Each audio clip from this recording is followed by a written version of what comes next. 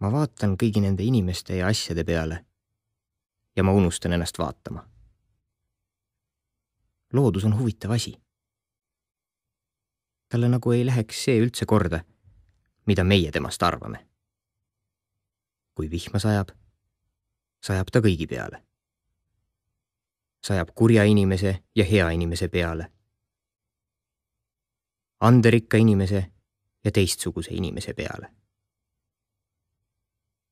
Päike paistab kõigi inimeste peale, pimedate ja nägijate peale.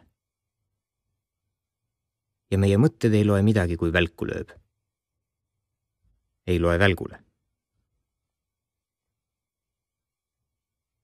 Ma vaatan kõigi nende asjade ja inimeste peale ja mulle näib, et see kõik on nii puhas ja süütu, et tundub, nagu oleks see lapsepõlves.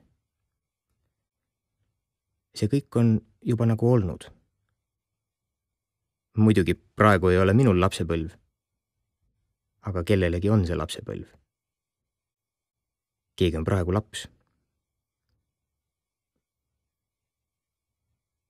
Mina olen Eestis esimest korda. Ma olen siin 1948. aastast.